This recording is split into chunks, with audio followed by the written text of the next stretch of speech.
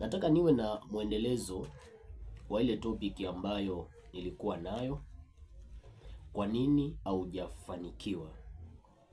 Na bila kuharibu wakati, nataka nitoe sababu kadha wa kadha kwa nini hata leo bado haujafanikiwa.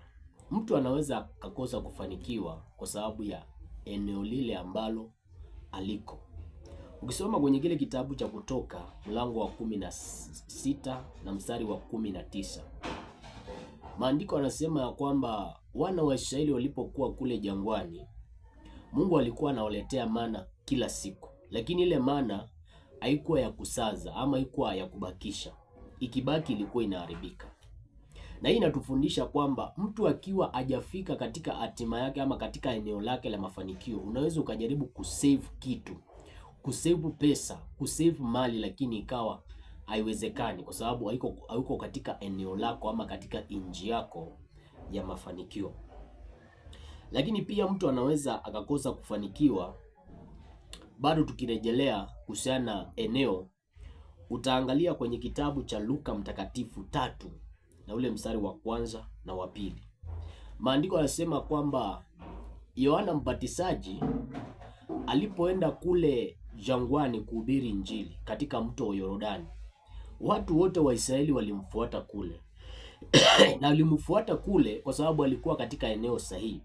Kumbuka Yohana alikuwa amezaliwa mjini, alikuwa amezaliwa katika area ambao ni same na kule Yesu alizaliwa, lakini yeye mwenyewe akajua kipawa chake na ile spirit iko ndani yake, kwa sababu ni Elijah, lazima afanyie kazi kule jangwani. Alipoenda kule jangwani, maandiko yanasema kwamba Waisraeli wote wakamfuata kule. Kama ungependa mali zako zikufuate, maana kuna kanuni ambayo inasema utafuteni ufalme wa Mungu kwanza na haki zake, mengine mtazidishiwa. Ukitaka vingine vikufuate uzidishiwe. Maana unaona kwamba mtu anaitwa Daudi anasema wema na fadhili zitanifuata. Ukitaka zikufuate lazima uwe katika eneo sahihi. Yohana Mbatizaji alikuwa jangwani, mahali ambapo hakuna maji, mahali ambao kumekauka, lakini kwa sababu alikuwa katika eneo sahihi, watu wote wa Israeli wakamfuata kule, akawahubiria Injili. Bwana Yesu asifiwe sana. Kwa hivyo mtu anaweza akakosa kufanikiwa kwa sababu ya pale ambapo you are located, pale ambapo huko. Pia ukisoma kwenye kile kitabu cha Mwanzo 28 na mstari wa 12, utakutana na mtu mmoja anaitwa Yakobo. Maandiko yanasema Yakobo alipofukuzwa na ndugu yake, alienda akalala katika eneo fulani ambayo Ibrahimu alikuwa ametengeneza madhabahu pale. Na usiku wa manane anaona malaika wanapanda na kushuka. Anasema bila shaka hapa ni lango la mbinguni. Kama kuna mahali unaweza ukalala alafu ukaamka ikawa eneo hilo ni mlango wa mbinguni, ujue kwamba kuna eneo lingine ambalo labda wachawi ama waganga walitengeneza madhabahu zao kule miaka mingi tu, na ukilala pale ukaota ndoto ambao sio za mbinguni. Kumbuka Yakobo aliota ndoto za mafanikio akiwa pale, lakini kuna eneo ambao unaweza ukaenda ukalala na alafu ukiwa pale ukaota ndoto za kuzimu. Sasa ukiona unaota ndoto za kuzimu ukiwa katika eneo fulani kila wakati, ujue kwamba kuna uwezekano mkubwa sana mahali ambapo umelala ndipo kuna mlango wa kuzimu. Kumbuka mlango unatumika katika kupitisha vitu. Kwa hivyo ukiona kwamba umelala katika eneo fulani, lakini ndoto zile ambazo unazipokea mara nyingi ni ndoto ambazo ni za kuzimu, unaona watu wakiuawa, unaona watu wakiwa vitu vyao vinaharibika, unaona wizi unatokea, maana hizo ndio kazi za shetani. Unafaa ufahamu kwamba eneo lilo ulipo inawezekana ndio inazuia usije ukafanikiwa. Sasa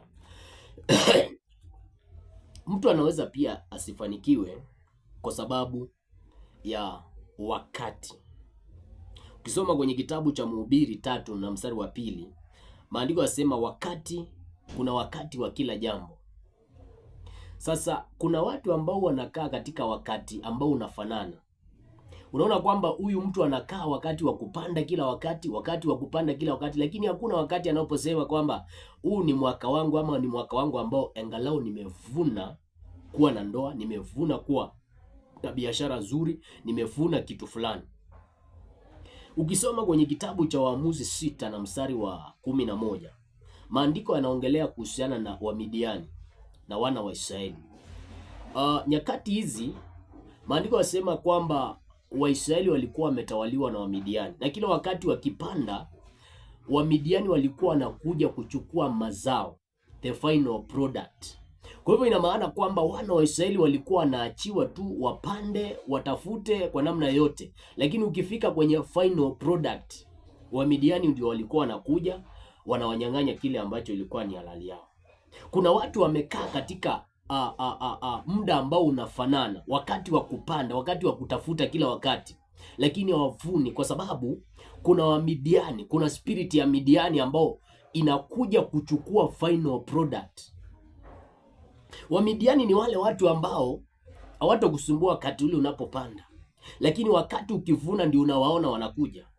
Unashangaa kwamba wakati ule ambapo unapokea mshahara, roho ya ulevi, roho ya uasherati, kuna maspiriti zinakuingia, zinakuja, zinachukua pesa yako. Unashangaa kwamba umetafuta kwa bidii, lakini unakaa katika maeneo, katika muda ambao unafanana wa kutafuta tu, lakini hauenjoy kile ambacho umekitafuta. Bwana Yesu asifiwe sana. Lakini pia kuhusiana pia wakati mtu anaweza akakosa kufanikiwa kwa sababu ya wakati, kwa sababu ya kutokujua kwamba jambo unaweza ukaona likawa limechelewa, lakini ikawa sio kwa wakati wa Mungu. Yaani kiufupi, jambo inaweza kuwa imechelewa kikwako, kwa muonekano wako, lakini kwa Mungu ikawa haijachelewa.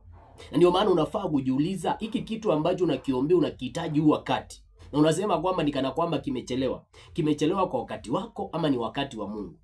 Ndio maana ni vizuri ukajua wakati wa Mungu ukifika. Ndio maana maandiko yasema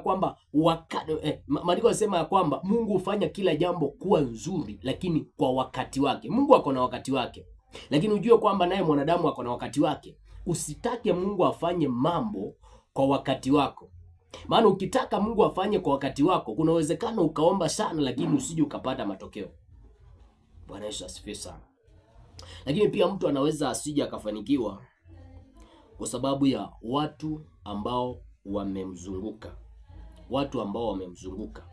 Kwa mfano, ukiangalia kwenye kile kitabu cha Matendo ya Mitume mlango wa 16 na mstari wa 16, maandiko yasema Paulo alipokutana na kijakazi mmoja ambaye alikuwa na pepo ya utambuzi, aling'oa ile pepo ndani huyo mwanamke. Alafu wale watu wafanyi biashara, maana kuna watu ambao walikuwa wanategemea ile pepo ya utambuzi ambayo ilikuwa ndani yule kijakazi, wakasema kazi zao zimeisha. Kumbe kuna mtu unaweza ukakaa naye ukawa unafanikiwa kwa sababu yake. Wale watu walikuwa wanategemea ile pepo ya utambuzi kwa yule mwanamke ili kufanikiwa. Ndio maana utaona kwenye kitabu cha Mwanzo 31 na mstari wa 19, utaona kwamba Labani anamwambia Yakobo, endelea kukaa na mimi kwa sababu nimejua kwamba ninafanikiwa kwa ajili yako.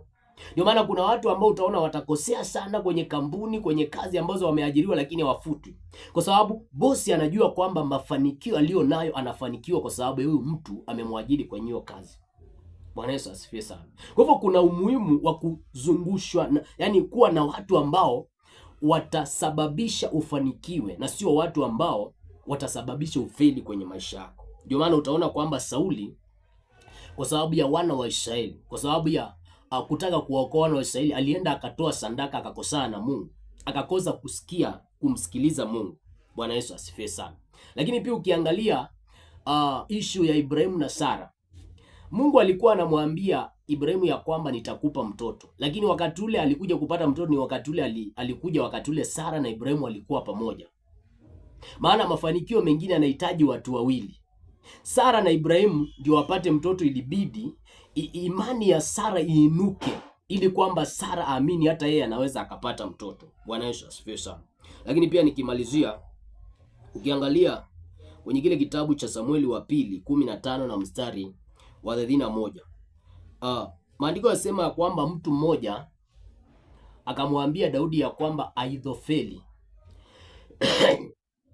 ameungana na Absalom. Bwana Yesu asifiwe sana.